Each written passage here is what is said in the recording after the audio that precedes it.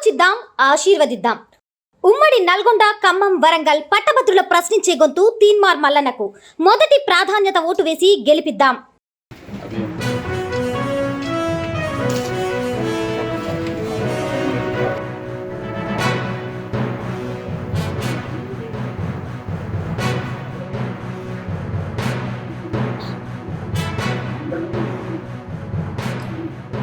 MLC ఎన్నికల notification పడ్డ నుంచి నేటి వరకు అంటే ప్రచారానికి ఇంకొక 2-3 గంటలు తెరపడుతున్న వరకు కూడా ఏఐసిసి నాయకులు దామోదరెడ్డి గారు ముద్దుబిడ్డ సర్వోత్తమ్ రెడ్డి గారు వాళ్ళ నాన్న పోటీ చేసినా కూడా ఇంత గడప గడపకు వాడవాడకు తిరగకుండా ఇప్పుడు ఎమ్మెల్సీ ఎన్నికల్లో మాత్రం గడప గడపకు వాడవాడకు తిరుగుతూ ఓటర్లను అభ్యర్థిస్తూ మన దగ్గర సర్వోత్తమ్ రెడ్డి గారు. సార్ నమస్తే సార్. ఇప్పుడు ఎమ్మెల్సీ ఎన్నికల్లో ప్రచారం మీరు ముమ్మరంగా కొనసాగిస్తున్నారు సార్, ఏ విధంగా ఉంది సార్?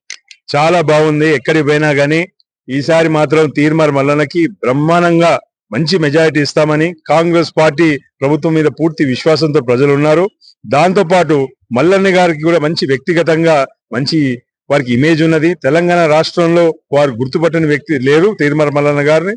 అందుకోసం ఎక్కడిపోయినా మంచి స్పందన ఉందండి. సార్, ముఖ్యంగా స్థానిక ఎమ్మెల్యే జగదీష్ రెడ్డి ఏమంటుండంటే అసలు న్యూస్ ఛానల్ పెట్టక ముందు మల్లన్న ఆస్తులు ఎంత, ఇప్పుడు ఆస్తులు ఎంత అని ట్రోల్ చేస్తున్నారు. దాన్ని ఏమి చూస్తున్నారు?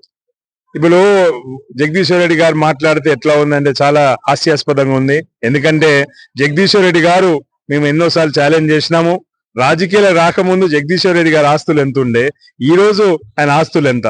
మొన్న ఎలక్షన్స్ లో ఆయన 100 కోట్లు ఖర్చు పెట్టి ఏ విధంగా ఆయన గెలిచిరో అందరికీ తెలుసు. అందుకోసం జగదీశ్వర్ రెడ్డి గారి మాటలు ఎవరు సీరియస్ గా తీసుకోవాల్సిన అవసరం లేదు. ఈ రోజు మొన్న పార్లమెంట్ ఎన్నికల్లోనే మేము ఆ రోజే ఛాలెంజ్ చేసినాం, మళ్ళీ చెప్తున్నాం, 40,000 లీడు సూర్యాపేట నియోజకవర్గం రాబోతుంది. అందుకోసమే జగదీశ్వర్ రెడ్డి గారికి ఇంతైనా గాని వారికి ఉంటే నైతికత ఉంటే రాజీనామా చేసి మళ్ళీ ఎన్నికలకు రావాలి.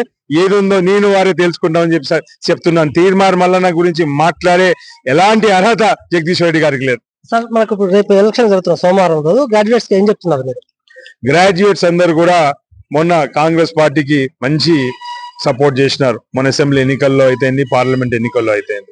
అందుకోసమే గ్రాడ్యుయేట్స్ ఈసారి కూడా కాంగ్రెస్ పక్షాన ఉంటారు.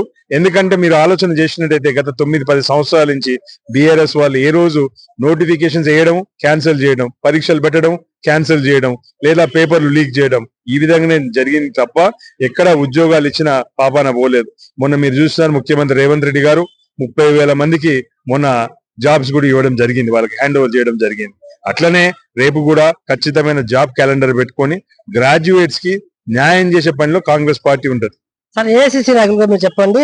కేటీఆర్ గారు కూడా మల్లన్నపై కొన్ని ట్రోల్ చేస్తున్నారు, అంచె వ్యాఖ్యలు చేస్తున్నారు.